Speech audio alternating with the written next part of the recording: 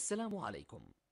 لا تنسوا الإعجاب بالفيديو والاشتراك في القناة تشجيعا لنا لنستمر بنشر المزيد إن شاء الله.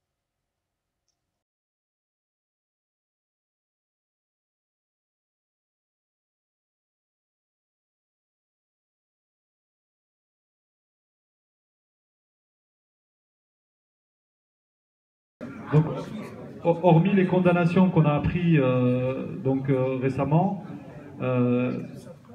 donc on a un de nos camarades, je ne sais pas si vous savez, qui a été aussi condamné, c'est un franco-belge du nom de Wafi Kajwa, qui a été condamné à 1 an de prison ferme, donc pour des posts Facebook apparemment, d'après son avocat.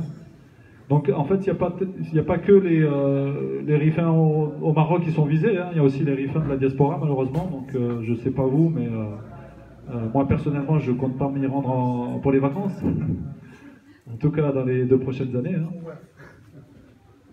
Donc voilà, c'est on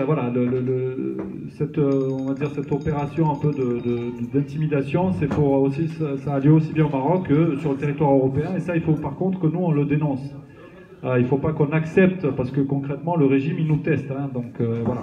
À travers la condamnation de notre ami franco-belge, il nous teste pour savoir est-ce qu'on a du répondant ou pas. Est-ce que nos actions se limitent à des simples manifestations, ou est-ce qu'on peut aller aussi sur le terrain juridique et puis faire mal un peu au régime, quoi, hein, le pousser dans ses retranchements. Je ne vais pas continuer davantage, je vais laisser la parole à notre... Je ne sais pas si vous m'entendez tout au bout, là-bas. Oui ? D'accord. Voilà, parce qu'on m'a demandé de parler relativement fort, donc on va faire de notre mieux en tout cas. Donc je vais laisser la parole à notre camarade Absadr Bouchtaoui, qui va vous parler un peu de ce qui se passe, quoi. Je pense que c'est l'un des mieux placés pour vous parler de ce sujet-là. Voilà.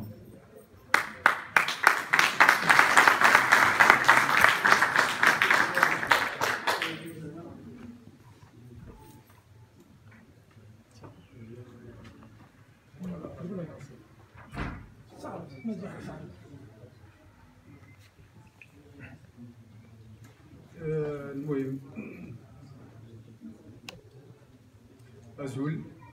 أزول أيثما سويتما قمزقاو نتشكا أيثما ثنا نجنا نتشكا أيثما ثنا خ المبادرة يثا كذلك نتحيا أيثما ثنا أزول دام قراني أيثما ثنا ندي حضان دا دينا كيفنا 4 الحضور ديال السوار ضعف كان المنطقه الشرقيه كان حضان دا كيفنا ضعيف السوار ضعف ها اذا عمود فهم نسير وتفهم شي بمزيان اذا واش نسيو صداع في نفس المزيان ها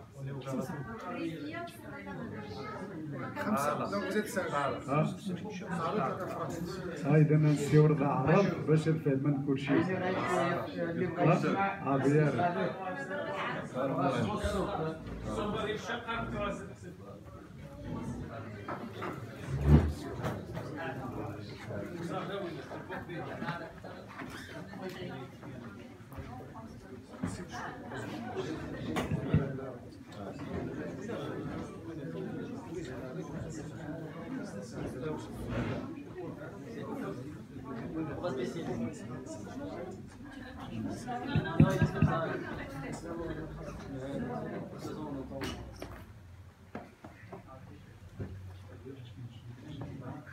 المهم إخواني أخواتي الحضور الكريم نشكركم على هذا الحضور وكذلك نشكر مؤسسة دويزة نعرف المشرفة على هذا النشاط وعلى هذا أعتبره هو شكل نضالي لأن النضال لا يكون فقط في الميدان وإنما حتى بالفكر والتوعية وإيصال الأفكار يعتبر نضال. لهذا هو كما تعلمون جميعا أن هناك مستجدات خطيرة سواء على المستوى واقع منطقة الريف أو على مستوى القانوني والقضائي. إذن منطقة الريف كما تعلمون جميعا أنها تتعرض لحصار لحصار وقمع واعتقالات ومحاكمات وحصار استعمل حصار وقمع واعتقالات ومحاكمات سخرت لها جميع الوسائل. ففي الريف منذ البلاغ المشؤوم الصادر عن الأحزاب المشكلة للحكومة، ذلك البيان التاريخي المشؤوم الذي يتهم الحراك الشعبي بالريف بأنه انفصالي ويخدم أجندة خارجية، منذ ذلك الحين والقوات هائلة من مختلف الأصناف تتواجد في منطقة الريف وبالخصوص في إقليم الحسين، كذلك تتواجد في إقليم الناظور. لكن في الحسيمة هناك مخيمات من القوى التي أعتبرها قمعية، وقد طبعا كان توبعت بسبب هذا المصطلح، وفعلا أعتبرها قمعية لأن مهمتها هي قمع الحراك الشعبي السلمي بالريف. هي تتواجد الآن في ومكدسة في إقليم الحسيمة، وهناك الخيام التي أنشئت منذ شهر 6 ما زالت متواجدة، وهناك منع للتجمعات، وهناك كما لاحظتم أنه جميع المناطق يسمح لها بالاحتجاج، يسمح الاحتجاج في الدار البيضاء والرباط ومراكش ووجدة وجميع المدن إلا منطقة الريف. وأقصد عندما أتحدث عن الريف ليس فقط الحسيمة أو الناظور، بل حتى تطوان حتى طنجة تمنع الاحتجاجات. وقد لاحظنا أن كيف أن الحسيمة لا يتروكون، يعني الأشخاص يجتمعون يمنعون الاحتجاجات، جميع الأشكال الاحتجاجية، كذلك في الناظور وكذلك في تطوان وفي المضيق وفي الفنيدق، بحيث تم منع الوقفة احتجاجية، تم منعها كتابة وتم إحضار القوات العمومية لمنعها. كذلك في مدينة المضيق تم المنع، وفي طنجة يتم الاستعانة بالبلطجية من المقدمية والمنحرفين ومن ذوي السوابق، ويزودون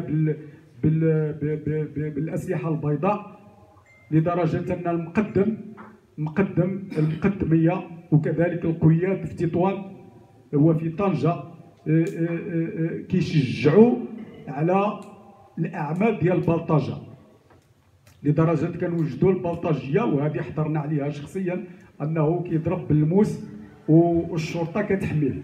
هذا الشكل هذا وكيوقع حتى في طنجة، هذا الشكل يذكرنا بالأساليب البلطجية التي تلجأ إليها الأنظمة الدكتاتورية في بعض البلدان، كما حدث طبعا في مصر وفي بلدان أخرى، أنه يتم الاستعانة ببلطجة.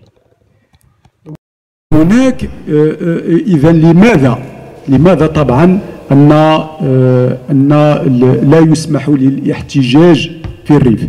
ميزيمو كنظن كلشي تجان نظفغن إلا عارف اش من ساور خارف يخص دائما نقع الريف الكبير، يعني طبعا تطوان طنجة الناظور الحسيمة، لدرجة ربما حتى المناطق نظن تابعة للريف الكبير تجي أتنجم، لأن علاش منطقة يثا غاس يجن حساسية تاريخية. المخزن لديه حساسية تاريخية من منطقة الريف، لأن يعلم جيدا بأنها عصية حتى على الإمبراطوريات الاستعمارية التي كانت معروفة آنذاك، إسبانيا وكذلك حتى فرنسا، ويعرف بأن هذه المنطقة هذه ترفض جميع أشكال الخنوع والانبطاح والاستعباد والاستعمار، ولهذا يعمل على منع أي شكل احتجاجي في هذه المنطقة.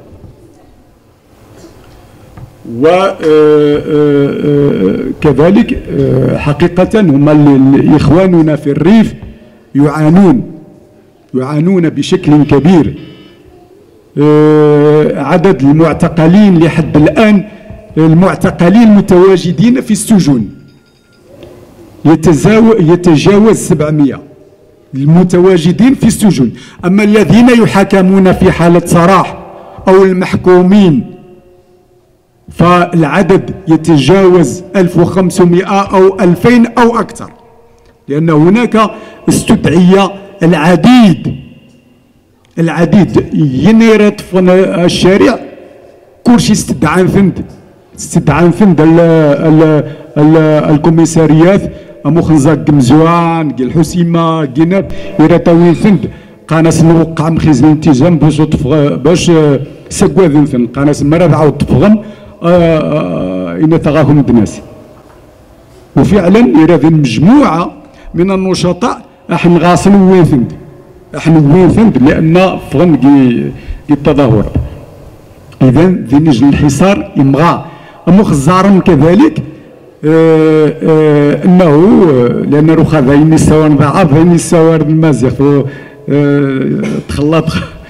لهذا كما تعرفون ان هناك استخدم في هذا القمع كذلك القضاء للاسف انه تحول الى اداه مسخره لقمع الاحتجاجات السلميه. هناك مثلا احكام قاسيه كما ترون، هي الاحكام التي صدرت مؤخرا 20 سنه ووزعت اكثر من 200 حوالي 280 سنه وزعت على 53 طبعا هناك 49 معتقل واخرين كانوا في حاله سراح. هذه الاحكام كما تعلمون ان هذه الاحكام هذه شخصيا لم اصدم بهذه الاحكام وكنت اتوقعها. لماذا؟ لان المحاكمه لم تكن عادله منذ البدايه.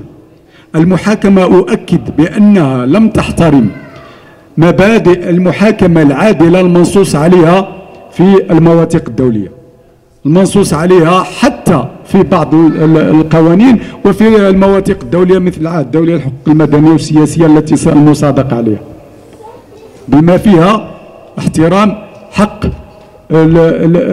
احترام الحق في التزام الصمت، الحق في الاطلاع على المحاضر، الحق في عدم التوقيع، إخبار العائلات تواجد المتهمين في حالة الحراسة النظرية مجرد إلقاء القبض على المتهمين. كذلك تعرضوا للتعذيب، جميع المعتقلين تعرضوا للتعذيب. وكذلك حتى المحكمة رفضت جميع، يعني هي عندما تقرر ضم الدفعات الشكلية إلى الجوهر رفضت جميع الدفعات الشكلية التي تقدم بها الدفاع والتي استغرقت أكثر من 8 جلسات. هنا في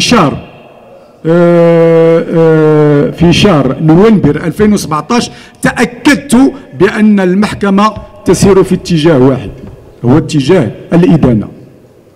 الإدانة وبأحكام قاسية. وبالتالي فإن طبعا الأحكام كانت قاسية جدا. وأصلا المعتقلين ليست هناك موجبة لا للاعتقال ولا للمحاكمة، لأن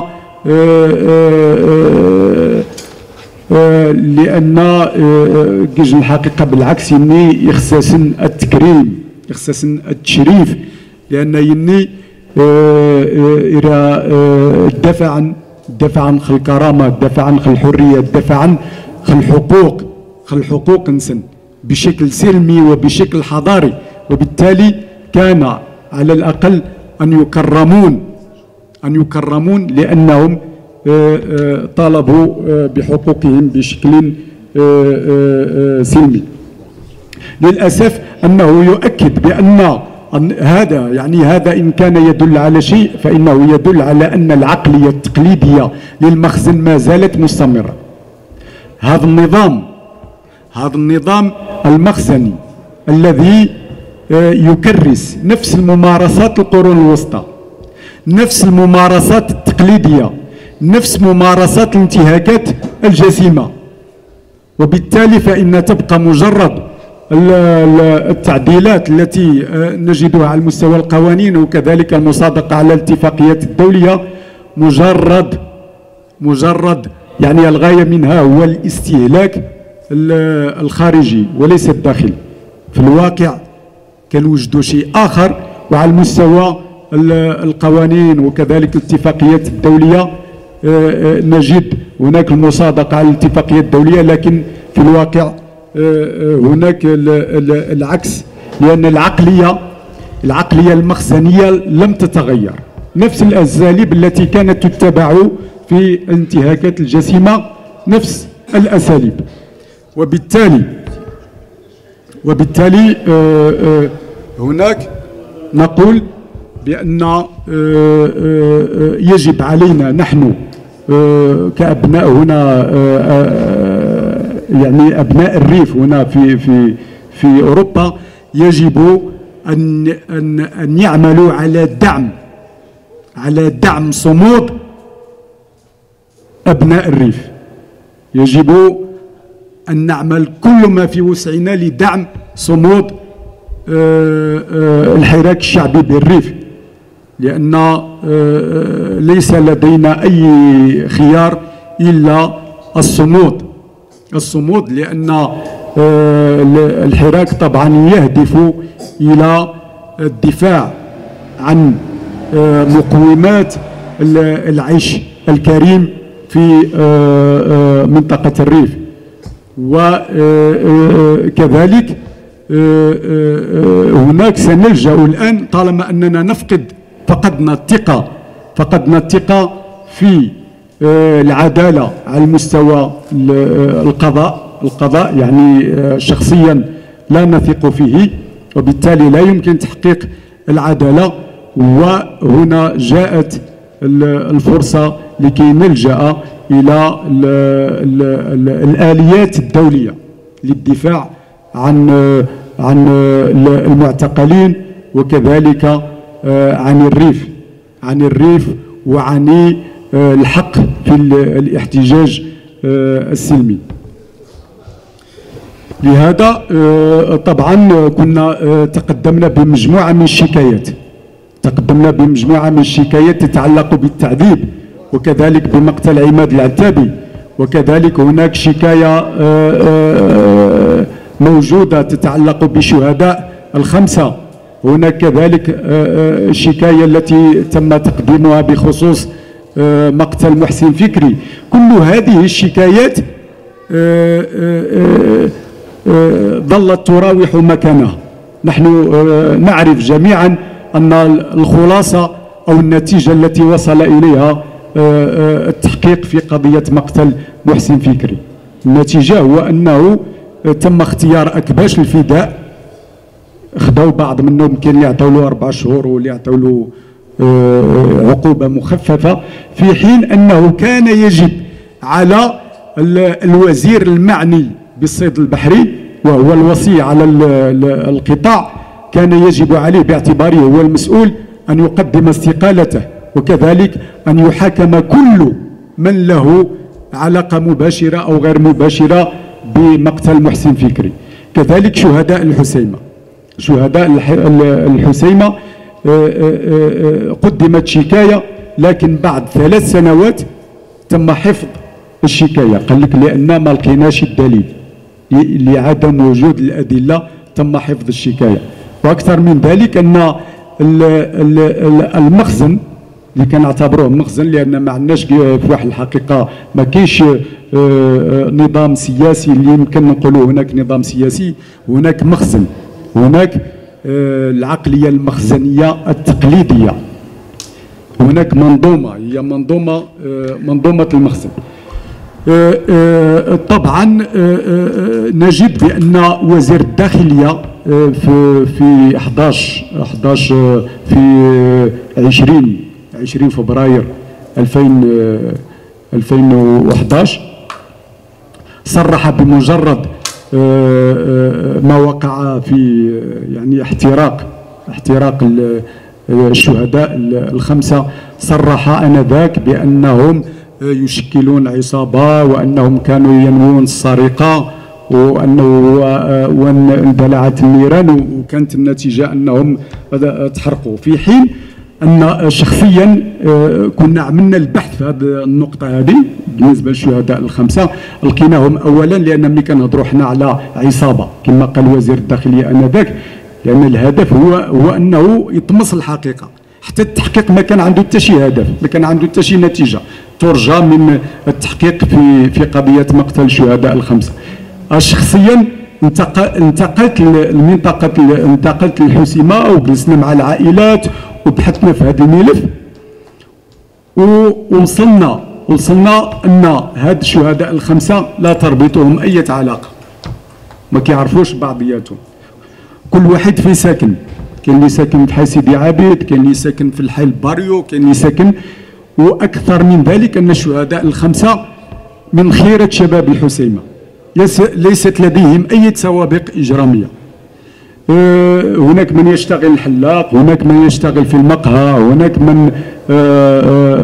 من تخرج من الجامعه، وهناك من كان ناشط على مستوى الفيسبوك، وهناك يعني ليست لديهم اي سوابق، وما كيعرفوش بعضياتهم، لا يعرفون والسنشيه يويه كوريج من جده والسنشيه يويه، وبالتالي وزما سنينينا قد تشكل نجم عصابه غادي مسكعان باش هذا كان البنكه. اكثر من ذلك ان البنكه بنك الابناك يتم افراغها من الاموال، وساكنه الحسيمه تعرف جيدا بان الابناك ما كتكونش فيها الفلوس، وبالتالي ما يمكنش غيمشي يسرق واحد، لان الحد كان 20 فبراير كان جات الحد، وبالتالي البنك ما فيهاش الفلوس وما يمكنش وزياده ما كان وقوع، يعني البنك كان قد احترق مرتين. المره الاولى احترق في 8 مساء، بين 7:30 و 8 مساء، كان خرج وزير الداخليه قال لك هناك شخص واحد توفى.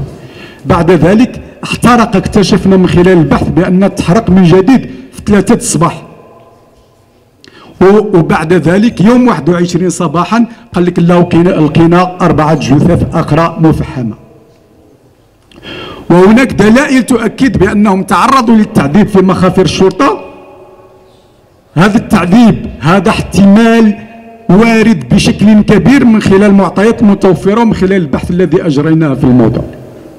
لان علاش حنا دابا كنهضروا على شهداء الحسيمه؟ باش نوريو بان نبينوا هذه العقليه التقليديه ديال المخزن التي تسير في اتجاه اخفاء الحقيقه. اذا ما كاينش لا خير يرجى من اي تحقيق فتح في الملف، ولكي نبين بان القضاء غير مستقل كما يقول البعض. اذا تبين بان بعد ذلك بأن اكتشاف جثث 4 آخرين. وزير الداخلية كان نعلن طفاو العافية، نهضة العافية في البنك الشعبي طفاوها، خرج وزير الداخلية قال اكتشفوا جثة واحدة. بعد ذلك نهضة العافية في 3 اللي من خلال المعطيات اللي عندنا ومن خلال شهادة الشهود، نهضة العافية من جديد في البنكة، وبعد ذلك في الصباح اكتشفوا 4 جثث آخرين. إذا كيف يعقل أن البنك تم إخماد الحريق؟ وبالتالي يعني يجب أن خصو يبقى البنكة تبقى مغلوقة، ما غيدخل حتى شي واحد، بمعنى ناضت فيها العافية وكيتغلق صافي، كيتوضع عليه الحراسة وكيتغلق، ناضت فيه العافية. إذا من الفلوس غتبقى فيه؟ حتى الفلوس غيكونوا تحرقوا، ما يمكنش تنوض العافية في 3 الليل عاود من جديد. وأكثر من ذلك العائلات أكدوا بأن هناك تهشم العظام، يعني غاصن على المستوى غاز جفن سميرة غاصن ينث يعزاصن دعزاصن ينث يغسوز جيف.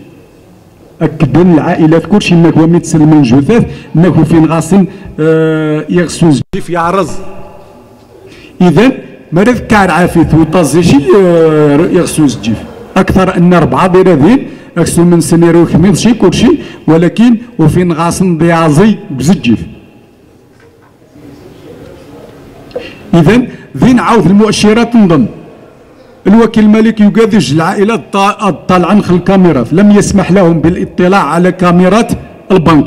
نحن نعلم بأن هناك صندوق أسود للكاميرا، وهناك كذلك ربما بعض الأبناك كتكون هناك حتى كاميرا مركزية إما في الرباط، وبالتالي حتى في حالة الحريق فإن الكاميرا وكذلك وهناك كذلك المراقبة. هناك بعض الأبناك لديها مواقع إلكترونية ويتم المراقبة تشغيل الكاميرا من خلال المواقع الإلكترونية، وبالتالي فإن تسجيل الكاميرا لا يمكن أن يختفي.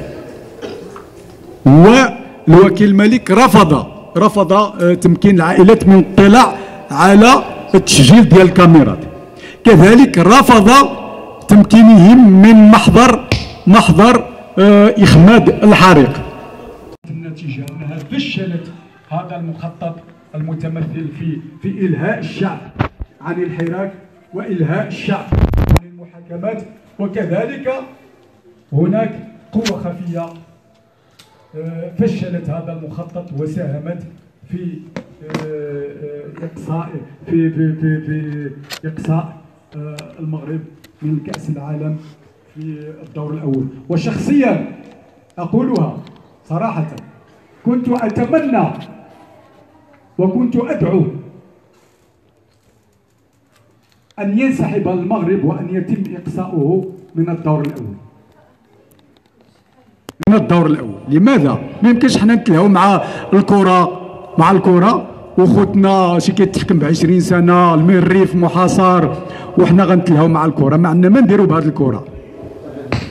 وكذلك بالنسبة للموازين باقي خصنا حنا غير الشطيح، باقي خصنا غير الغنى.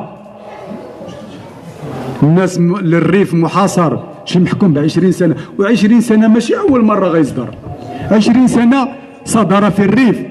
هناك ربما 4 أو 5 أحكام صدرت ب20 سنة، وشاف بأن الرأي العام تقبلها وما هدر عليها حتى شي واحد، وهذا ما شجع باش يصدروا هذا الحكم.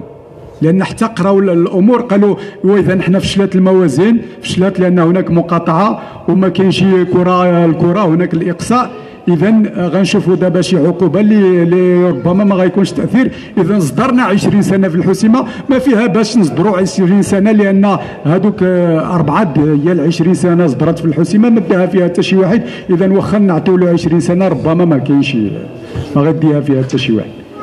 لكن الحمد لله أنه الصدى كان صدى قوي والاحتجاجات، وأعطى نفس جديد للحراك وأعطى نفس جديد للإصرار على الاستمرارية في الحراك، وكذلك أحيا الدعم والخروج في جميع المناطق. وكما نعلم جميعا بأن حتى المناطق الأخرى عندما استجهد محسن فكري خرجت جميع المناطق، والآن عندما تمت إدانة معتقلي الحراك والانتقام منهم خرجت جميع المناطق. علاش الناس خرجت من جميع المناطق في مراكش والدار البيضاء وفي الرباط وفي وجدة وفي قنيطرة وحتى في طنطان والآن حتى في تونس؟ لأن يعلمون جيدا طبيعة الحراك، ويعلمون جيدا من هم هؤلاء المتواجدين الأبطال المتواجدين في السجون. يعلمون جيدا بأنهم ضحايا للمنظومة القمعية، ضحايا منظومة الاستبداد، ضحايا للمافيا.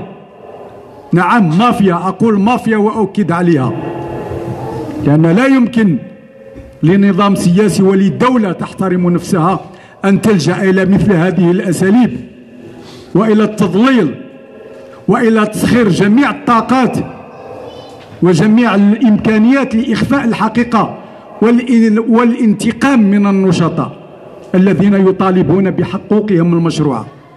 أقول بأن هناك هذه أساليب المافيا، بل أكثر من ذلك المافيا تكون أرحم، المافيا أرحم من هذه المنظومة الفاسدة الجاثمة على صدور الشعب.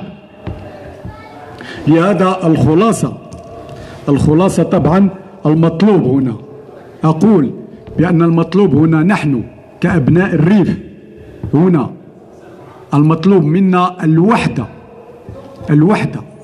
الوحدة لأن ودعم صمود إخواننا في منطقة الريف، لأن تراجع الحراك وإخماد الحراك ولا قدر الله أنه إذا هزموا وتم القضاء على الحراك الشعبي بالريف فهذا يعني هزيمتنا جميعا، لأن احنا هنا في أوروبا واخا متى كتمشي كتعمل طلب ترخيص وكتخرج في إطار احتجاجات، يعني تحت الأغلبية تحت تويم الترخيص يتشاكي جنت ساعات نقدر نسوايع يقاك هاك تحدد مي غادي تحتاج مانيش غادكد تسند البوليس حطان. إذا هذا يدخل في إطار الاحتجاج السلمي وتشكيل شي جنت ضغط مغاخ الدولة لأنها كلشي تحتاج، ولكن مجا المعركة الحقيقية قد قارف، بمعنى شني خصها نركز مخاصم ضنا يثمثنا مخاصمة الحراك من أجل المطالب المشروعة ومن أجل الكرامة، لأن مرة ينهزم الحراك قارف ماشي واخا نبدا نتفق 30 سنة ونطول حتى شي نتيجة، لأن الحراك وانت قدا الحراك قد قارف الحراك قد قارف. إذا مخندعم أيثمثنا. طبعا اثمثنا نستوى النخاة بأن ذين يطير اختلافات على مستوى التصورات على مستوى الأفكار، ولكن نخا ذين يجي الحاجات تجمعنا كلشي خصنا نركز، خصنا مخندعم التساؤل، خصنا نجاوب التساؤلية مخندعم أيثمثنا باش تصمدن قارف باش وذكرنشي باش طبعا ويغجب شي المخزن، لان مري يغرب اذيانو القمع اذيانو الاعتقالات اذيانو. طبعا التضحيات ضروريه توري قاش يجي مثلا مثلا قانون ذفر حكم خناص 20 سنه شي يذفر حبس حاصر لنا غير كذا، لان مري ذورات كاملين ربما ينجن غير حبس سنانون مرة نذوري كاملين ربما غاد نتفق زي ضواثة انت في مخزنية ضواثة ذاك قاضي نموك كي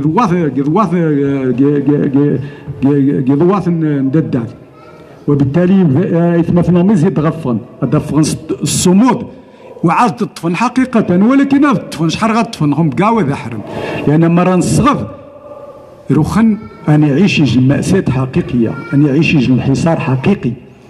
ومنايا غدي يخلي ذيث مثلا المناطق نظن النضو كذلك المناطق نظن الريف الكبير قنسيدو مثلا فوز كفوس يخصنا انصمد، لانه غدي شي حاجه سي النضال بدون تضحيات. هايث مثلا غير حبس راه صامدين، هايث مثلا يعني واخا حكم ما خصنش 20 سنه مثلين مستعدين للتضحيه من اجل المبادئ انسن، من اجل المطالب نسن. كذلك شخصيا نيش ضحيغ هذا الواجب نضحى مستقبلنا مهننا المكتب، يعني ذاك قطاع زين 400 الملف، يعني كل شيء معرضه للتشتيت. قدين ربما روح مؤخرا صدر نيج القرار يناف وذسقان التغاضي، يعني روخا صافي تمنشو وغاشير حق روخا وخدم غشي بالمحامي ديال المغرب ديال التغاضي وعاد الزون ربما دع زون ديال الفني باش يجبدن المسائل نظن. كذلك النقطة ذاك من غير المسألة نشني اتمين قاسم الساعة نضحى لأن نضحى خلي المسألة نحبس نشقو شينا 20 شهر ونايا 4 شهور. إذا ذي الإمكانية نناقش العائلة باش هذا حد الصعديق يرحب هو يوقع النقاش، خلي الوالد انك مي مرزو التصعديش هاد التصعدي ناس الوالد وتقيم شي كاع عامين هاد ورقي 20 سنة، وفعلا حمدي الطفناي تصوضن 20 سنة، لأن السيد فنايرة فناش قال ميل في الدار البيضاء ذكرنا ذين كاج الحكومة والسوقيين تدويناني حكومة الحكومة النعريف ذاك الرئيس ذينات الزفزافي السيد فنايني وزير العدل والحريات، بمعنى خليه نيش توشيني 20 سنة. لهذا يتمثل نقاس بأن ميزينيش فرثغد زكينه في نقاس نشنين فرثغد خشواي فرثغد قاينش يغاس الخطه يتستدعي قضيه تحقيق جميل فندن واستدعاء المره ذا مزيان مره وزنين مره وزدرثا وكاع ذاحا لان حمجياحا غتفي هنا اغلاق الحدود يريح الداير الجلسه نظن قاضي التحقيق في الجلسه الحسيمه الفاض قبر ماذا غاينه اما مرض ورغروخا قانون ديال التدوينات نظن قانون ديال المواقف نظن يعني صافي روخنا ذي امر ربيع الابلاق غادي نختامين هنا مثلا وبالتالي شي طبعا كان بالامكان الصغدة يبان لي امكان الصغد ما يخسر السنين يجي الحاجه يتمثلنا كان شاتمي تاع هو مرة تحت الدار البيضاء يتمثلنا غير فاحم خلي ديال الجلسه غاس نشارات النصر يرى الهدف وتي تاعها باش تحضر الجلسه لا تاعها باش صنافاغ المعنويات يتمثلنا مجرد فيزان تقنا شارات النصر فارحا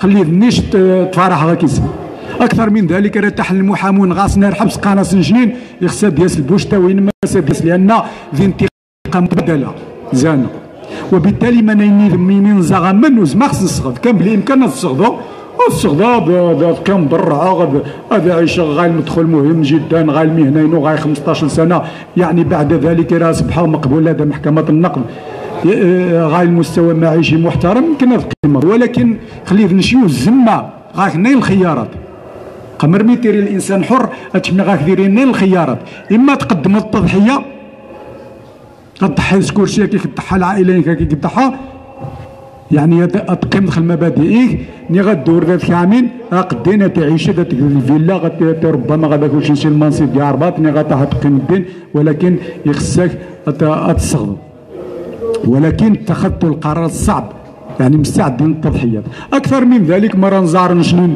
مرة نزار القاسيه يتمثلنا بان في الامكانيات مجموعه من الامكانيات يمكن غاس نلجا على المستوى القانون الدولي مرة نفاذين رمخزن يعنو ذين ذي وريقين ما تنستخدم يذين ذي وريقين في نفاجئ ذين ذي وريقين طاولة الامم المتحده مرة زوات نستخدم ولكن تجات الاحتياط وتنصدها شي ونحارق شي ذي وريقين كلشي روح نتراقب المهمه الاساسيه يخصنا نغنمون ندعم اي مثلا نجان قيل المنطقه نعرف لهذا نقاس نشنين كخلاصه ان معاناتنا نحن ابناء منطقه الريف لا تختلف عن المعاناه الاجداد عن معاناه الاباء والاجداد وهذا قدرنا ونحن طبعا نتقبل هذا القدر بكل اريحيه ومستعدين للتضحيه في اطار طبعا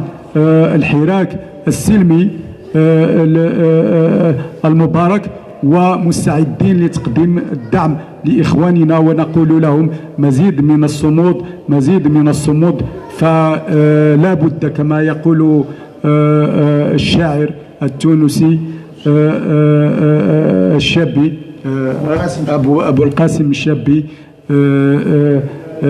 لا بد لليل إذا ما الشعب أراد الحياة فلا بد أن يستجيب القدر ولا بد لليل أن ينجلي ولا بد للقيد أن ينكسر إذا قاسية مثنى أنه بعد ذا الجسد قد الجسد سوت غيمشي دائما يتزد النهار لهذا صبام خذ الجسد صبام باش إن شاء الله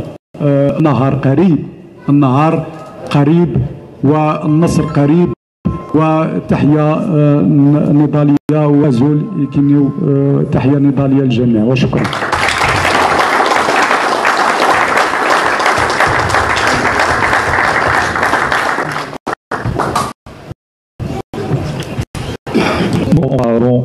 Maître Bouchtaoui s'est longuement exprimé. On va vous parler nous un peu de ce qu'on peut faire, ce qu'on doit faire en France, en tout cas en France, en Suisse.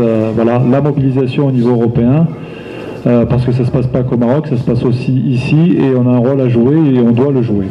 Donc je vais donner la parole à mon camarade Bouhalam, qui va vous parler un peu de ce qui se fait actuellement, on va dire, sur le territoire français, un peu en Europe d'une manière générale, et de vous dire comment on peut aider efficacement et ce qu'on doit faire en fait pour aider nos frères qui sont là-bas, notamment les familles, parce que c'est elles qui sont en première position et qui souffrent de cette situation. Donc je vais lui donner la parole, il va vous parler un peu de ça, on va abréger, on ne va pas rester parler trop longtemps. Voilà, merci. Voilà. Merci. Bonsoir. Merci pour l'association Tawizam Rif. Merci pour les organisateurs. C'est difficile de parler après notre ami, notre frère Sadri Bouchtaoui. On aurait pu le laisser parler des heures et des heures tellement il a beaucoup à dire et tellement il a beaucoup à nous apprendre. Et je voulais, pour l'occasion, avant de parler, lui témoigner notre soutien, notre solidarité, qui ne s'arrêtera pas parce qu'il est parmi nous, parce qu'il est en Europe, parce qu'il est toujours menacé par le Makhzen, il est toujours visé par des Ayasha, il est toujours visé par des personnes aussi mal intentionnées, et que c'est une personne qui dérange, et on ne peut pas faire fi de son sacrifice. Il l'a dit, c'est quelqu'un qui a quitté une carrière, c'est quelqu'un qui était bien installé s'il voulait le rester, c'est quelqu'un qui a une famille, qui avait un vécu, il a quitté tout ça et il est parti pour être parmi nous, pour ses convictions et pour le RIF et pour le RIF 1. Donc c'est une chose quand même que de nombreux doivent le méditer avant de faire tel ou tel commentaire et se tromper de questions et surtout se tromper de cible, parce que l'ennemi, l'adversaire, on le connaît très bien. On n'a pas besoin encore d'épiloguer ce que c'est le Makhzen, ce que c'est ce régime, et ça ne date pas d'aujourd'hui. Avec le RIF 1, bientôt en Europe on parle de guerre de 100 ans, et ça va le dépasser peut-être. Mais on sera toujours là. Et ce régime, il s'est illustré pas qu'avec les RIF 1, il s'est illustré avec d'autres. Et on le voit dans son Maroc qui est quand même saigné à blanc. Les prisonniers, ça ne date pas d'aujourd'hui, mais avec le RIF, c'est particulier, c'est vrai. Et là, on a quand même un Hirak qui dure depuis bientôt 2 ans. Les tribunaux travaillent pratiquement tout le temps. Les arrestations, c'est tout le temps. Le verdict qui nous a scandalisé la semaine dernière, il l'a répété, je répète toujours ce que dit Abd Sadr, il n'a rien d'exceptionnel. Des peines de 20 ans, ils ont été distribuées. Il y a le petit jeune qui a pris 20 ans, mais on appelle, il a dit 12 ans, qui est en train, très malade, dans une prison des côtés de Fès. Il y a des mineurs, il y a des adultes, et ça continue. Parce qu'il y avait des arrestations cette semaine encore. Il y a des personnes qui vont être passées dans les tribunaux. On ne connaît pas le chiffre pratiquement, on a des ordres de grandeur. On a parlé de 750 prisonniers, mais des milliers d'arrestations, 2005 à 2005. Parce qu'aujourd'hui, quand on arrête un RIF 1, on ne sait pas dans quelle catégorie. En général, plutôt parce qu'il a osé manifester, parce qu'il a osé se solidariser, il a osé parler de son quotidien, et on a cet appareil répressif quand même qui se met en branle et qui est pratiquement aujourd'hui tourné vers cette région. L'essentiel de l'appareil répressif policière, de renseignement des tribunaux, c'est pratiquement, je dis pas, ils sont mieux pour d'autres régions, mais aujourd'hui leur cible c'est quand même le RIF, et le RIF qui est pour moi, et le Hirak, plutôt presque un terme générique. Ça ne concerne pas que les RIF 1, ça nous concerne bien sûr en premier, mais c'est aussi, il a dit Tijani tout à l'heure, Jarada, Zagoura et d'autres. D'ailleurs, à l'occasion de ce verdict, on a vu quand même, c'est pas assez, on peut faire plus, mais il y a aujourd'hui des manifestations un peu de partout, de soutien. Il y a même, c'est là où ça nous intéresse nous, il y a quand même des organisations qui se taisaient, qui étaient soit par peur, soit par complaisance, soit par lâcheté, soit politique, associatif, ou des anciens prisonniers politiques, des anciens grands militants qui sont convertis soudainement depuis une dizaine d'années à vouloir blanchir ce régime et nous faisant croire que c'est notre époque. Mais les chiens ne font pas des chats. Donc ce qu'a fait Hassan II, son fils, le perpétue, et encore pire avec l'époque qu'on vit. Mais c'est pas ça la question. La question aujourd'hui pour nous en Europe, je ne vais pas vous infliger un long discours parce que c'est très tard. On va parler de questions pratico-pratiques. Le Hirak, d'abord, comme il a été dit, il se passe là-bas. Nous, on fait partie, mais c'est d'abord ceux qui sont là-bas. Nous, on est au chaud, on est un peu tranquille. Comme il a été dit, on peut demander une autorisation par manifester, on peut parler, pratiquement librement, mais avec quand même des garde-fous. Tijani a rappelé que notre ami Louafi, il a pris un an de prison hier. Il y a 2 mois, il était là-bas. On lui a fait croire qu'il pouvait parler. Et c'est que des trucs de Facebook. Il a été il y a 2 mois, il a voyagé, il avait des gens. Il a cru qu'il pouvait le refaire. Il est rentré, il a été kidnappé. Il a été arrêté. Les conditions des tribunaux, c'est très technique, mais sa défense s'est retirée. Le procureur, il était complètement ailleurs. En tout cas, il n'y a plus de tribunaux au Maroc. C'est que des mascarades. Donc il a été quand même 1 an de prison. C'est un avertissement pour nous. Si on laisse faire, ça veut dire que chacun d'entre nous, demain, peut être une cible. Et il y en a beaucoup qui ont même cédé à la panique. Et des personnes qui craignent. Quand on a nos mamans, pour certains, leurs enfants, nos frères, etc., c'est difficile aussi. On ne le demande pas à tout le monde, parce qu'il faut être prudent, mais dans les convictions, et rien céder. Mais sachant qu'on risque quand même, en rentrant, pour ceux qui sont militants, même pour d'autres, c'est l'arbitraire d'ailleurs. Louafi, c'est un ami, c'était un grand militant sincère, mais c'était pas non plus l'ennemi public. Il passait pas son temps à faire des commentaires ou des actions qui sortent en dehors du cadre du droit qui le permet en France. Il n'a pas appelé à la violence, il n'a pas appelé, je sais pas, à la meurtre de quiconque. C'est quelqu'un qui exprimait, qui essayait de relayer de ce qui se passe dans le vif. Donc c'est quelqu'un qu'on doit, et on se doit de le soutenir, sinon c'est nous qui serons la prochaine cible, ou comme beaucoup, ça on ne le reproche pas forcément, qu'ils ont commencé presque à se retirer, presque à se retenir, parce que voilà, des gens, c'est l'été, ils veulent aller voir la famille, des parents qui sont fatigués, des gens qui sont malades. Il n'a pas envie que, excusez-moi le terme, qu'on l'emmerde à la douane ou qu'il se retrouve en prison pour 1 an. Et ceux qui connaissent les prisons au Maroc, 1 an c'est quand même une souffrance. Et c'est là aussi qui nous amène à penser à ces des personnes qu'on leur donnait des peines absurdes, 20 ans. Qu'est-ce que ça veut dire 20 ans pour quelqu'un qui a 40 ans? Quand il va sortir, c'est quoi? Comme il a été titré par un journal en France, on les a condamnés à une vie. Voilà, je te condamne à une vie. Ta vie, maintenant, il est foutu, il n'est plus rien.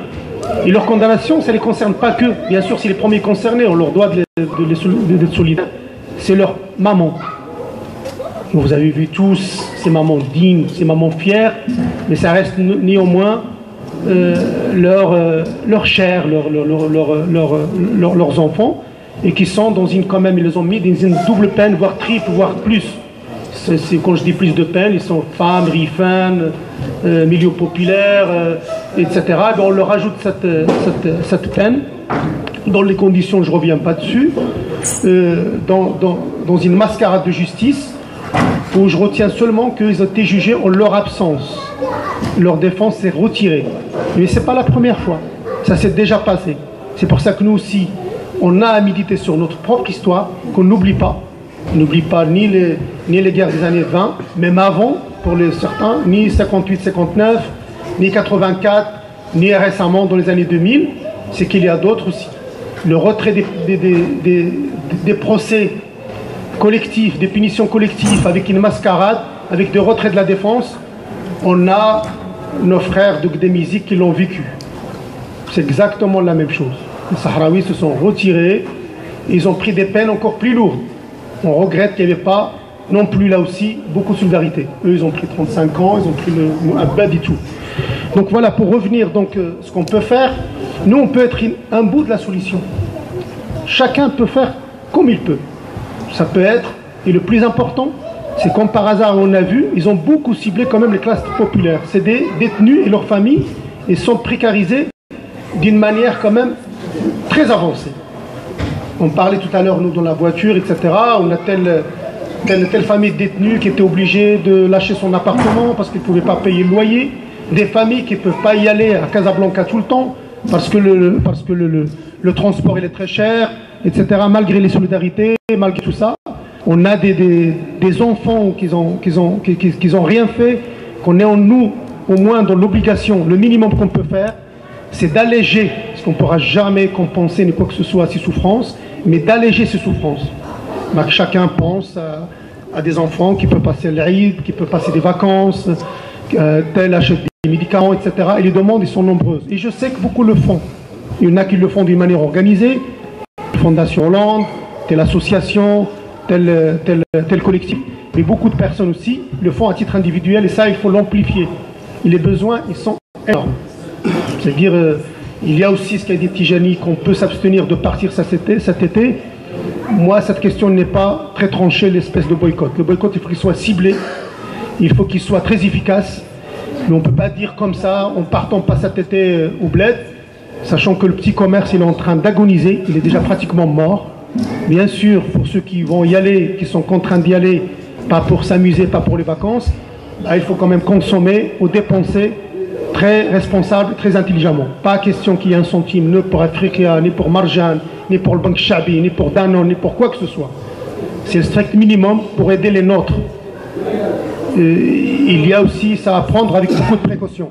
Pour ceux qui pensaient aller juste pour se baigner, pour passer du temps, etc., je pense qu'il y a d'autres destinations plus adéquates et plus, etc.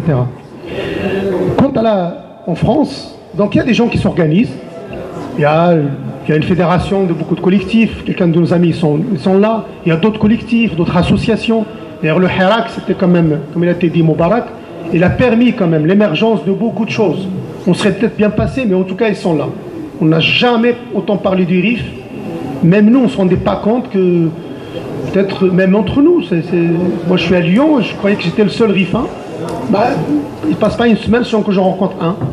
Et sans qu'on parle. On nous a appris la géographie. On parle toujours des tout, t'es d'où, etc. Moi, je suis dans un petit bled. 3/4 ne le connaissent pas. Maintenant, je connais aussi d'autres bleds. C'est aussi une manière de se réapproprier notre histoire, notre géographie, notre culture, etc., etc. Pas pour dire qu'elle est mieux, pour au moins qu'on en soit conscient. Et c'est quelque chose qui peut nous renforcer pour aider dans ces moments très difficiles. Dans ces moments qui sont quand même, qui traversent cette région. On dirait que l'histoire bégaye parce que ce n'est pas la première fois. Bien sûr qu'il y a beaucoup d'arrestations, etc., etc. Ne tombons pas aussi dans la facilité de tout relativiser. Ce qui se passait en 50, 58, 59, nos grands-parents, pour certains, nos parents, c'était sans commune mesure. Mais on n'a pas envie justement que ça se répète. On fera tout pour que ça se répète. On l'est en légitime défense. Aujourd'hui, on le fait d'une manière pacifique. Mais on le fera d'une manière pacifique. On n'a pas d'autres moyens. Et on ne peut pas le faire tout seul d'ailleurs. Ça prendra beaucoup de temps. On serait capable, mais est-ce qu'on peut sacrifier une génération ou deux? Donc on a besoin aussi de se tourner. Il y a beaucoup de personnes qui sont dans le Maroc ou ailleurs, qui sont disponibles. On a vu quand même, à l'issue des procès, des manifestations à Casablanca, à Rabat, à Knefra pour la première fois, à Marrakech. Il y a un peu de partout. On aurait aimé que ça soit amplifié, que ça dure, que c'était à temps, mais en tout cas, ils sont là. Ces personnes-là, on se doit de travailler avec elles. Ces personnes-là, on doit se converger avec elles. Nos luttes, nos dignités aussi, ils passent par celles des autres. C'est vrai, peut-être qu'on nous paye un peu plus le prix, mais c'est le prix peut-être à payer. Donc ça, on doit le faire. En France, là où on habite nous, là où la plupart d'ici, je sais qu'il y a des Suisses, ils peuvent encore faire plus, mais en France, on sait que c'est le pays qui aide le plus cette monarchie. C'est même une espèce de succursale. C'est même... On est toujours dans le Himaya, d'ailleurs, je n'ai jamais compris pourquoi on appelle le Himaya, le protectorat. C'était un pays colonisé, mais le protectorat, il est encore là. Aujourd'hui, on a un silence pas possible. On ne parle de tous les pays, on dénonce ce qui se passe à juste titre. Il faut le faire avec nos frères et sœurs palestiniennes, en Syrie, en Birmanie. Mais dès qu'ils arrivent au Maroc, ben, on ne dit rien. Dès qu'ils arrivent pour le RIF, ben, on ne dit rien.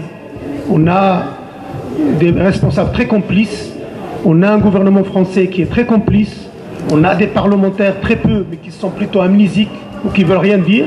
Mais nous, on a aussi, on est très nombreux. Il faut savoir que les RIFins, on aurait pu bien se passer, mais 40% des RIFins vivent en dehors du RIF, dont la majorité vivent en Europe, dont une bonne partie vivent en France. Et c'est des personnes qui votent, c'est des personnes qui travaillent, c'est des personnes qui peuvent parler. Chacun dans son coin peut interpeller son maire, son député, telle ou telle association, mais en tout cas on fait en sorte que ça devient la préoccupation de tout le temps. Nous on le voit à quelques militants, on a été récemment avec Aziz Ahmed au truc de droits de l'homme à l'ONU, On a vu quelques personnes qu'on commence maintenant à connaître, ils nous disent dans les couloirs de l'ONU, maintenant on sait où c'est le RIF. On sait c'est quoi le RIF. Et on connaît ce que c'est Zebzafi. Ce qui est devenu, bien sûr, au-delà du drame personnel de la maman, le père lui-même, c'est devenu quand même quelque chose qui lui appartient plus que plus. Il n'a rien demandé, mais en tout cas, c'est un bien collectif, c'est un bien commun, c'est un martyr commun, c'est un leader qu'il faut, et qu'on a comme il y en a d'autres. Ben, ceux-là, ils en parlent. Le Parlement européen s'est jamais autant réuni cette année que pour le RIF. Au moins 5-6 fois, soit des colloques, soit des conférences, soit des discussions. Le gouvernement français, ça on le dit, c'est public maintenant, il a commencé dans un premier temps, parce qu'il faut écrire, j'en ai un qui écrit beaucoup, devant moi, il ne faut pas hésiter. Il écrit aux députés, aux ministres, etc. etc. On ne répond pas la première fois, la deuxième fois, mais on finit par répondre. Même si on a compris que pour le Maroc, pour l'anecdote, un représentant du ministère des Affaires étrangères nous a reçus dans un café. Moi, j'étais pas, mais les copains. Ce qu'on lui a donné comme consigne, c'est bon, on siffle la fin de la récréation. Pour la question du RIF, pas question qu'il soit reçu au Quai d'Orsay, ni à l'Élysée, ni quoi que ce soit, parce que les pressions, les intérêts, ils sont très énormes au Maroc. Et c'est là où on peut aussi frapper ici. On peut les rappeler. Je rappelle que Mohsen Fikri, il est mort dans une benne, broyé, assassiné, qui appartient à une multinationale française qui s'appelle Pisorno. Nous à Lyon, on était une vingtaine, c'est ça? Un samedi après-midi. On a cru que vous n'êtes pas nombreux, pas beaucoup. Eh bien, n'empêche qu'on a eu le PDG qui nous a écrit, qui nous a appelé au téléphone. Ils se sont empressés de faire un communiqué. Et aujourd'hui, on leur dit qu'on ne vous lâchera pas. Et c'est valable pour d'autres. Ça peut être valable demain pour Orange, etc. etc. Donc il y a ces manifestations, ces rassemblements qui ne sont pas vains et qui sont tous les jours. Aujourd'hui, il y avait Paris, il y avait Montpellier, il y avait nos amis à Rotterdam, il y avait un peu de partout. Le RIF, ça devient aussi une espèce d'obsession dans le bon sens du terme. Il faut qu'on la fasse et qu'on la maintienne, que ce soit celle de la presse, que ce soit celle des politiques, des associatifs. Nous, on s'est juré de dire pour le RIF, on se mêlera de tout et rien ne se fera sans nous. C'est-à-dire, même des fois dans une réunion, dans le respect bien sûr, la bienséance, on trouvera toujours le moyen de placer le RIF quelque part, soit à travers des symboles comme des drapeaux, soit à travers un prisonnier, à travers une discussion, parce qu'il y a toujours matière de ramener et de ne pas penser et de penser à eux. Pour aller aussi très vite, donc j'ai parlé tout à l'heure sur l'aide. Donc on a par exemple modestement à Lyon, et ici je suis certain et ailleurs, on a des espèces de parrainage.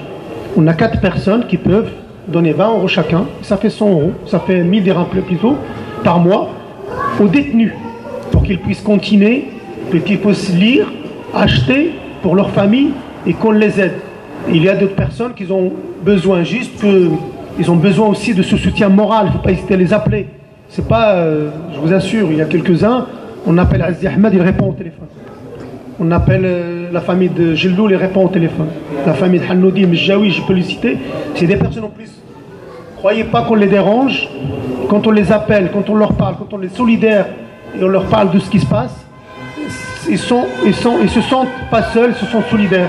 On a aussi à travailler aussi, chaque fois qu'on les a amenés, bien sûr, ils étaient aussi pas loin d'ici, je vois aussi des personnes qui les ont accueillis. C'est des personnes qu'on a besoin de leur témoignage. On a besoin que leur parole porte.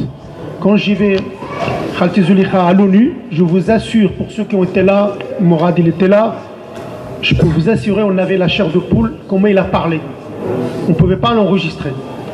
On ne pouvait pas, parce que c'est une réunion, pas privée, mais c'est une réunion de travail, mais c'est des personnes, c'est pas la seule, ils ont beaucoup à dire, d'une manière très courageuse et très machin.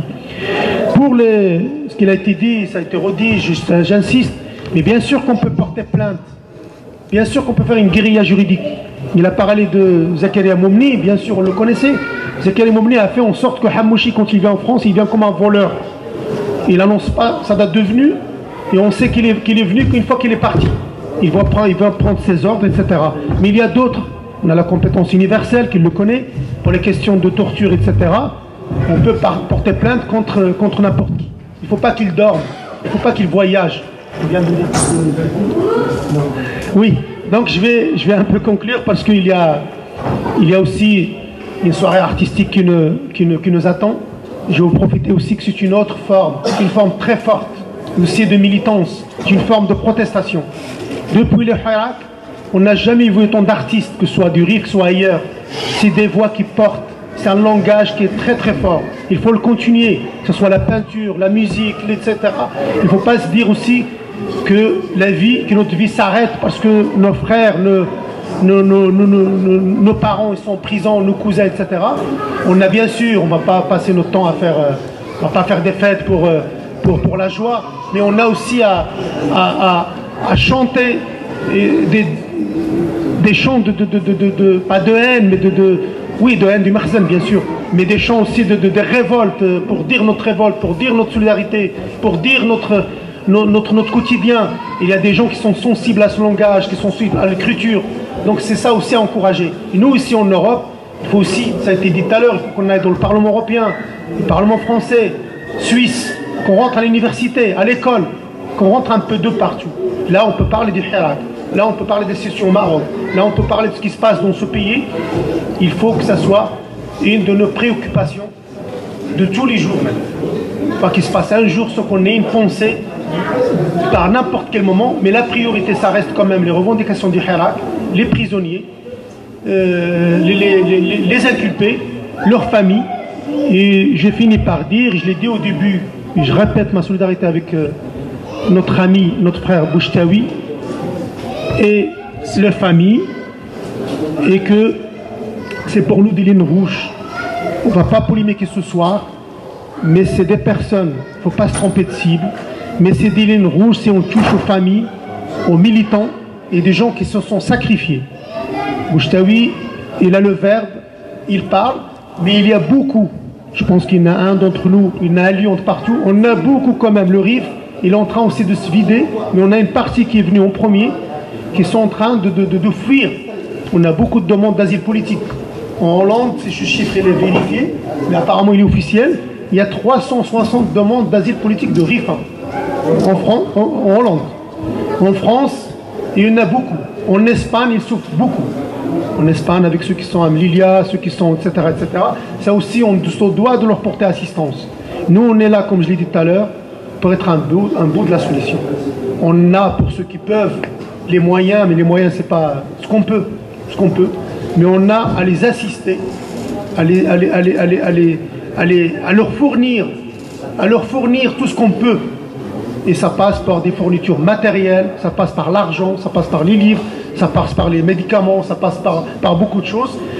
Et on aurait pu aussi, pareil, j'avais noté beaucoup de choses, mais je préfère quand même qu'on puisse discuter, qu'on puisse aussi assister à cette soirée artistique avec des artistes connus. Et merci pour eux, c'est des gens militants d'abord. Et qu'on puisse aussi passer un moment, je sens un peu de cuisine, qu'on puisse aussi voilà, avoir une pensée pour eux et avoir une pensée pour les prisonniers. Et merci.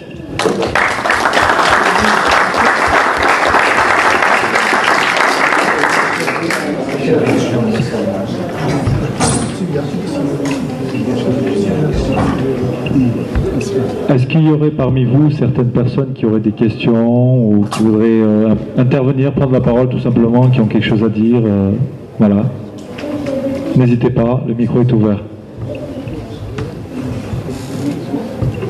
هي من الأحسن ما راغهمش الأسئلة باش من هذه المرة من شي حاجة شي نقطة نغ شي تساؤل نغ أي حاجة لأن ماشي واخا نسيور وطبعا زمان نطرق لكل شيء لأن الوقت محدود وفي نفس الوقت ما راغهمش شي تساؤل شي حاجة دازو هاد السنة من شي حاجة المهم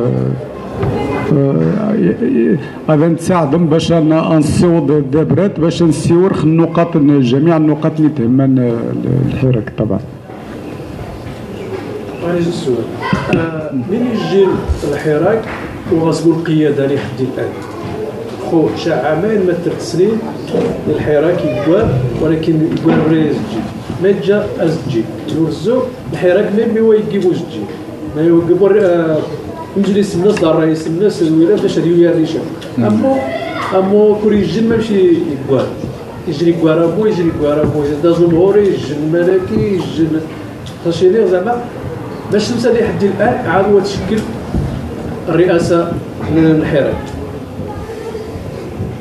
السؤال شوف السؤال نظن نجاوب مباشرة غتنظم الأسئلة مباشرة لا مرة باش نجاوب.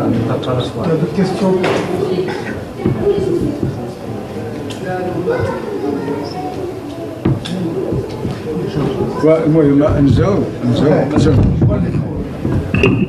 اولا خصها تسلم وغات من السوار نشنيخ الحراك ما معنى الحراك قثاغ تجيبو ديج المنظمه لان الحراك اولا يكاد عفو وميموت يستشهد محسن فكري سجن طريقه من البشعه نستفزن وذان ثني تما ديج النقطه التي افاضت الكاس. اما الكاس راه عماقج الحقيقه راه نشي ريفيين نعانى الكثير نعانى الاجدادنا منذ ما يزيد عن 100 سنه شي تعانى نظام المخزن. اذا فديج النقطه التي افاضت الكاس لان ريفيين دائما راه غاسل استعداد الاحتجاج استعداد الخروج للشارع. الاحتجاج يعني دائما غانغ غانغ الجينات ونطس الذل ونطس الاهانات ونطينا وبالتالي انقاست من سوارق الحراك يتسمى ديج يرجع عفوي وجي يوسيد اصلا يرفع الشعار لا للدكاكين السياسيه بمعنى وجي يوسيد شي جنت ان نغها من غادهم لا من كادزي القاعده يعني حتى ومثلا غنصار ذيك طبعا جينات المولاي محمد قاقت هنا كل شيء ريفيين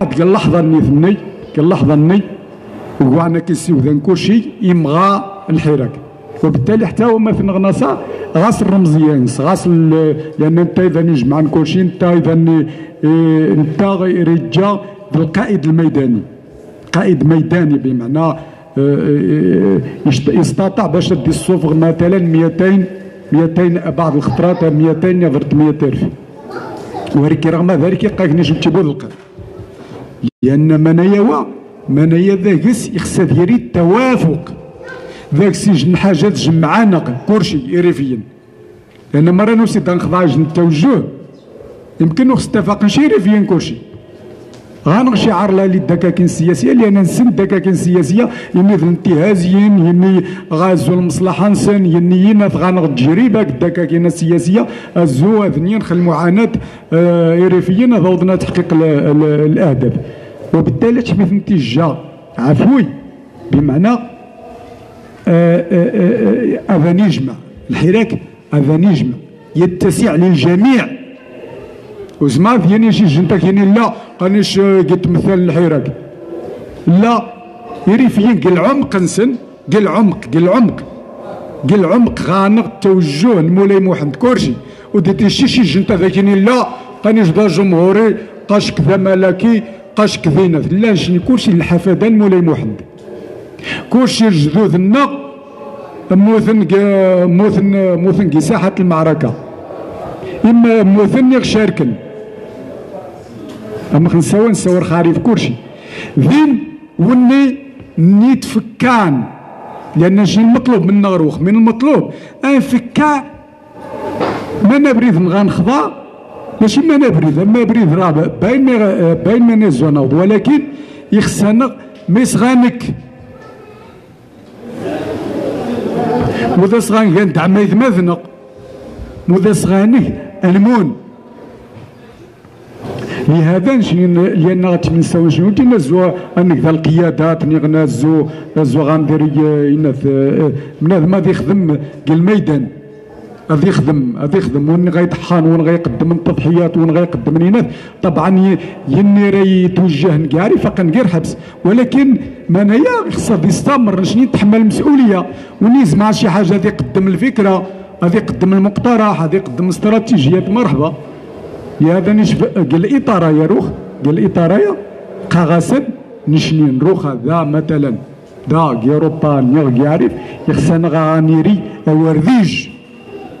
ورديج وجادي تسجل انت هذاك قانيش قلت مثلا قانيش قانيش سنون الحق لا قمر نتفكع كلشي يمكن نوض الحقيقه مرة تجدي الجقه قال نسمع نجي قسم الحقيقه يمكن وتريشي على حق، ولكن هادشي من تفكع كلشي لان ايثمثنا اين الجدودنا ما يجي نشحن جدودنا حقا اكبر معركه نشحن هي معركه انوال ميزي ماشي الايديولوجيا. ولو ديتي شي جنتقاك لاقا نجبها جمهوري شكون تجيبو ذا جمهوري يري جمعيتن كلشي دي قبيرين يري جمعين الهدف يجمعين الميدان هيداك نشني ميدان يجمعنا يجمعنا الميدان يجمعنا الهدف يجمعنا الحراك وبالتالي خصنا نمونخ منايا. اما باش هذا يتاسس الايديولوجيا هذا يتاسس شين الخلفيه وزمان كي احنا ريفيين وزمان نجمعوا الريفين تا ومرا تحارب نقينا ثيرات كذا زعف اغلبيه وغرنجي اما يغرا كيف مسيت نيغو سينيك كيقع يريا سبيغطن ولكن يزار عارف بانه مهدد كذا زعف كيرقب يطفى. شوف هذه مس شوف هذه ذور شوف هذه ذور شوف هذه ذكر يعني الاخلاص في العمل وجاس قاش كلا قمنا محسوب خانيش قمنا كزغانيش قاش ماني قاش يديروا خلنا من غادا خلينا في الوليمه يا نتمنى الناس زوان كسيتها الاوسمه قمنا هذاك التضحيات وذاك زوار ذاك ربحنا هو ان نقيم نمون هذا عيشنا غاية مثل نص الكرامه هذا عيشنا سجن الحريه هذا عيشنا مختعيشن الشعوب نظني وذا نظن دوايا غنعرف حنشني قاش وجه نزو ذا الزعامات نزو دائما يقاس يخص الفكر هذا الفكر منطقي يخصك تناضوا عظمين غاك ما يصغى كذب ما يخاف زماو وذا تشي جنتا ذا قانيش قال ولكن خصها يناي من غاك مين غاك ما يصغى كذب ما يصغى فغم ما ذي غضوض ونتخاطب شي العاطفه يوذن واي قرار هذيك زياريف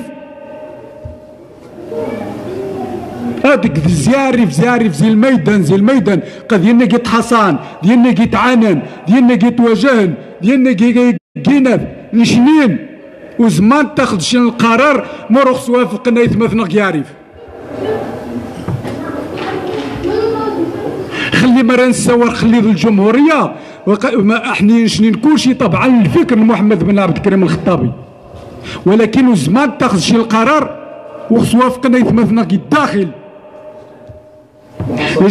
يني كي حصران يني غيدفع الثمن لاي قرار لهذا خصك نشوى يني ديت فرنسيا دافي تفهم خزني اما شني ذا تتصل مرتاح تتذا مليح اقش كذا ربما غاك الجنسيه ربما قش مريح اذا خصك تكسيد الراي مرة الناس زوانك شي القرار خص نتفق كلشي مرة الناس زوان نضحى انا حنضحى خص نتفق كلشي انا حنمدين وتجيبو ذا ذين كيعرف انا ريد يعكز اسنكنا مذازكنا يتمثنا ما رجدودنا موثن انا حرانش وجا نمثل من الناس ونطاح لا انا حندافع خل المبدا خل الحق نقي العيش الكريم التوي ميقا ناقز قوي ميقا ورد صحيح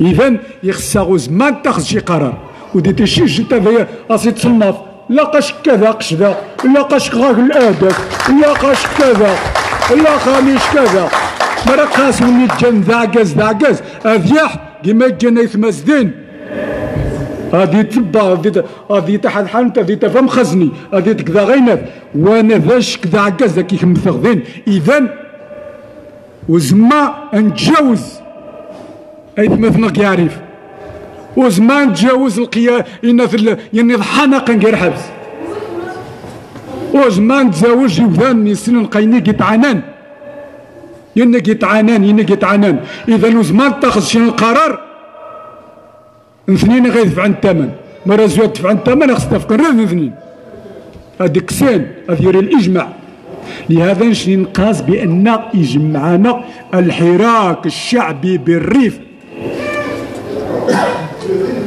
انت مي غنركز اذا نشني ذا من المطلوب يخصها نوحد الكلمة، يخصها نوحد الكلمة. وزيادة يني تفغن لأن روخا نزار نجي الفيسبوك يطعياج ندوري مغا، يطعياج ندوري مغا قزار ربما خليه الأنظمة ضد عن طريق الفيسبوك وعن طريق التواصل. وديت شي جنت ما يسدش الكلمة ويفهمش الخطاب ويفهمش المعنى. هذا سيقا هو في الخائن ويخدم المخزن وسقاذيذ وغيغا وني كذا ذا يبذان وغازبو الفكر وذاك يتقدمش الفكر وذاك يتقدمش الطريقة يتسنى ذي خون يحطى بنادم كاع انه هذا استفاق شي الكلمة أقا قوى الخائن أقا يسقى في المخزن قوى كذا يتغيما ويل للمصلين والذين عن صلاتهم ساهون. ويل للمصلين بمعنى يمين يتزاجن ويل نسن، ولكن مرض غير الخطاب مخجل فهمت ويل للمصلين الذين عن صلاتهم ساهون. ولاش كتكسيتيش الكلمه قيمك هو ام الخطاب ام اللايف يعني تصور خريفيا نسيور المساله نيت على انفاني تما كلشي نسيور خينات نسيور الحركات الاحتجاجيه نديفها كينا في المسائل نظن ني غاسنا قدين ذي الديمقراطيه مثلا كي مملكه اسبانيا كي مملكه هولندا قدين كي هولندا واش دين شي جنت يطالب باسقاط الملكيه كي هولندا هو ما المشكل مرة ذيشك دازو في اطار فن الممكن قاش يوجد نقاس ناحينا طبعا نجي نقاس في اطار نطالب مثلا في الجمعيه شخصيا نجي الشعب غيحدن خلي في الملكيه غتنوض كي زيرو نيش كي التوجه الصحيح يمكن خلي الملكيه تنوض كي زيرو لان الشعب انت كيتقرر انت غيقرر من يزو قد الديمقراطيه الحقيقيه يعني المجلس التاسيسي انت غيقرر الشعب يزو الجمهوريه كيسناح الجمهوريه الشعب يزو مثلا تريج الملكه قدنو غاستاشين الدور غاس الاجرينس مثلا مراي الشتاء في حد يخدم امودازكين المملكه بريطانيا المملكه هولندا المملكه نينات تياح الشعب ماشي مشكل يزو النظام كونفدرالي مرحبا يزو النظام الديمقراطيه المباشره من سويسرا مرحبا. اذا شنو زعما ان نتجاوز الشعب من غيعزو الشعب من غيعزو الشعب كيسنح لهذا وذي نحدي قال الوصايه خينا جي المهمه نغروخا من غانا نسعى الى لانه زمان يريشني الديمقراطيه شنو نتحارب الاقصاء نتحارب في القمع نتحارب هنا في تسديج قال لا قانيش ما غاجا الحقيقه قوة القمع واغبنا ثما وزماخ تكرد هادو الشمرات عارضه ديال قصيه ذاني الاسلوب نداعش نغشي الاساليب نمشي نتحارب المظاهره باش نناقش بهدوء نتحاور قويه الناضو ميزان يجمعان وخا يجمعان الحراك المعتقلين قدموا التضحيات صامدين خصني نجي نقدم التضحيات ني شخصيا انا من غير الحاج مرة أفيق طبعا بأن إناث ذا تقابر عاد أوروبا تقابرنا ويا العقلية النحام واش ذي وذا نفاق شغر نيش قاغاكم هذا حق ذين عارف هذا حق هذا فاقي مجن الأبطال لا الحبس انا كيما جا الابطال كيسمى قيمه غين ورا قيمه ذاك بعض غاز والشغر قي فراني قاثين والشفايا ويا انتزايا ويا انتشل القوه الدفاع ان في مذاس قانير مخزن باش في تقواخنا لهذا نيش غاي مقترح واضح انه يخصني يجي المؤتمر ذاك اوروبا اكسديك التمثيليه قد واد المعقول ميكانيزمات الالات ميزي غتخدم قف جح باش هذيك عزبه موات يخصها غادي سوجد دربيكو غادي سوجد رمامط غادي يولي التراكتو غادي يولي لانكري عادي غير بدا يكارز فهمت هذا يخصها شنين هكذا المؤتمر انجيز المؤتمر هذه يمثل لي الريفيين كلشي تمثيليا اسبانيا هولندا بلجيكا المانيا بريطانيا الجميع نينات من الخارج وكذلك مراكز ديري التمثيليه خلينا نعرف هذه يريد دورينس هو توحيد المجهودات نجان ذا اوروبا. انت بشكل ديمقراطي اكسنك اللجان انت غيقرن الاشكال الاحتجاجيه وتجيج الوقفه يتوقع الخلاف، لا قانيش غير حق 29 لا غير حق 21 لا كذا، وكاننا شني ندور ذا الطوائف الشيعه، شي الشيعه شي السنه شي سيدنا ندور ذا شني ندور ذا العقليه ما قبل توحيد قبائل الريف. ونتسرى كذلك بعض وورن قانيش ذا بقوقاش كذا ويا غير قوا ذا قرعي قوا ذا كذا، ما التخلف ما العقليه دازو هذا ندار ما فطرت ما محمد ما قبل محمد بن عبد الكريم الخطابي دازو هذا ندار التخلف الجهل. لا قوا ذا قرعي لا قوا ذا توزاني لا قوا ذا بني الطفل لا قوا ذا جمهوري لا قوا ذا ملكي لا تادي جنت هي كلشي قنغشي ذيريفيا شي غانغ طاول مولاي محمد غانغ التوجه ديش غانغ الفكره ديش هذا نشقاكم اتشمي غير جنت دوينني غاس ايثمثنو فعلا اتصلن باش اتشمي غنتفق خزن الحج مثلا المؤتمر نياسن اللجنه التحضيريه ديال السوجد انت غيقرر انت غيوجه اتشمي غير المؤتمر الممثلين نتمثلني ريفين اوروبا دينين امين غنف انا حتنك تنفذ عاد تجيبوا ذنب ونقاش نقرر مثلا نقاطع جميع الشركات التابعه للهولدينغ الملكي، لان الملكي كيتحمل المسؤوليه من يتوقع نعرف وديتي شحال شي انت ذايني لا انا جا العفو وانا جاي نف الملك خنتيك جا المسؤول انت كيتحمل المسؤوليه من يوقع نعرف كلشي.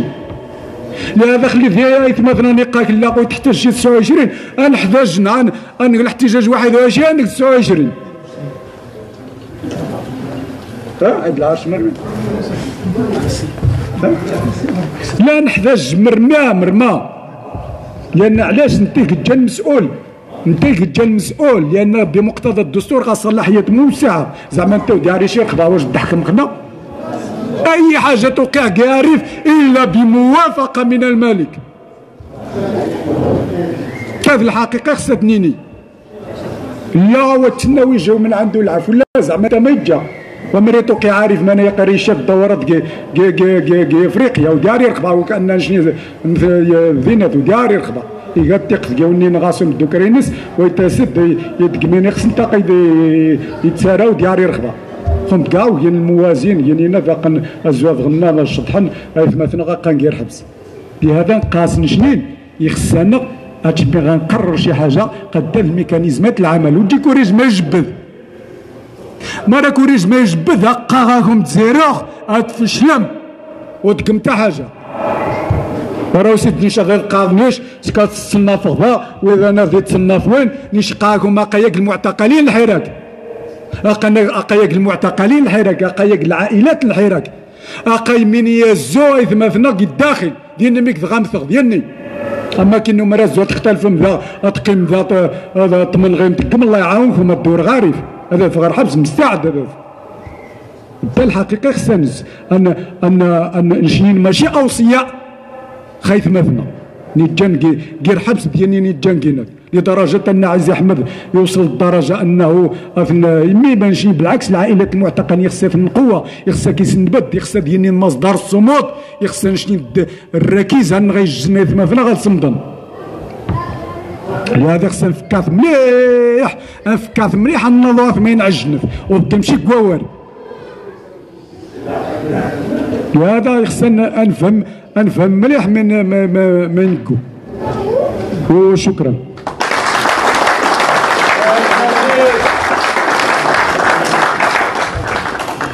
Oui, bon, ça il se fait tard, mais notre ami a dit, pour ceux qui n'ont pas compris, c'est qu'il se demandait pourquoi le Harak des Rifs n'a pas un chef, pourquoi il n'est pas organisé, pourquoi les Rifains ne sont pas organisés. C'est une question très légitime, mais le Rif c'est un peuple quand même, c'est quelques millions de personnes, il est divers. Mais aujourd'hui le Harak, c'est le minimum commun qu'on peut avoir. Le Harak c'est des revendications bien précises. C'est un cahier de revendications de 21 points qui peut englober tout, plus, qui a été rajouté après, la libération de tous les prisonniers, l'abandon des poursuites. Et en dehors de ça, chacun est libre de revendiquer ce qu'il veut. S'il veut une république, Pourquoi pas? Il y en a. S'il veut le statu quo, il y en a. S'il veut d'autres formes, il y en a. Mais au jour d'aujourd'hui, le minimum commun, c'est le hirak. Il ne faut pas qu'on se trompe de questions. Il ne faut pas qu'on se trompe de moments. Et il y a plein de questions. Ils l'ont fait avant. Avant le hirak, des gens, ils ont milité. Le mouvement culturel amazigh, beaucoup de rifins. Moi, je viens d'une région du côté de Oujda et de Fès, l'université. Et c'est beaucoup de rifins qui étaient dans tous les Corans, qui étaient très précurseurs dans beaucoup de partis politiques, dans beaucoup, bien sûr, en dehors des Dakakin Siasia, je ne parle pas de cela. Donc à un moment donné, il faut savoir ce qu'on veut. Moi, ce qu'il me lie avec beaucoup de rifins, avec le RIF, avec les miens, c'est les revendications du hirak et du hirak. Donc ça, il y a des personnes libres à eux. Je ne les fréquente pas, ils ne me fréquentent pas, je ne suis pas d'accord. Ils sont libres à eux, c'est comme ça.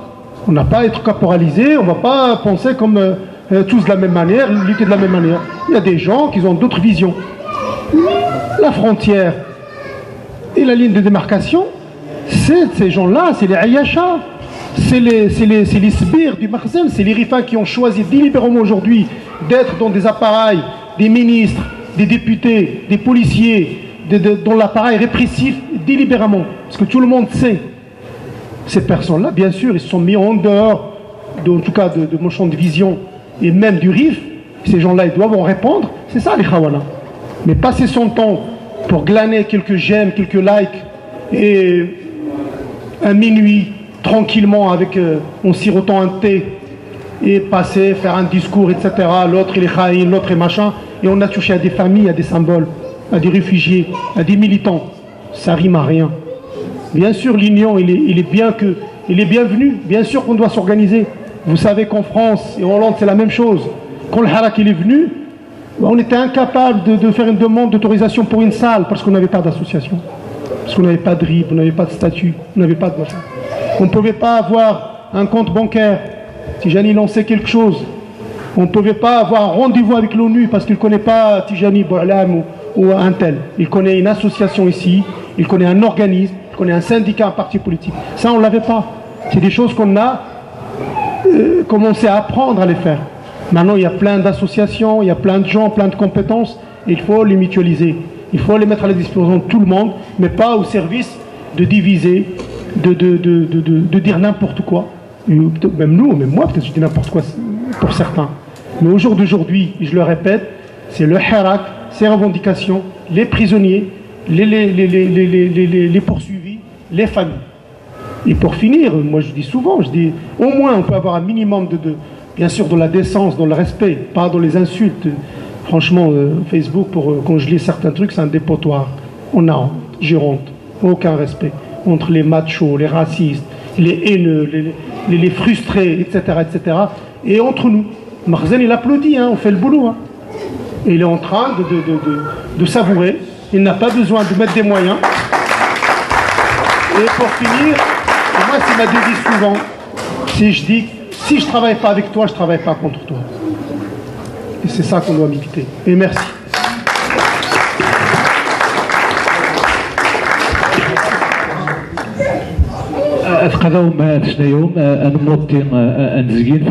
لا تنسوا الاعجاب بالفيديو والاشتراك في القناة تشجيعا لنا لنستمر بنشر المزيد ان شاء الله.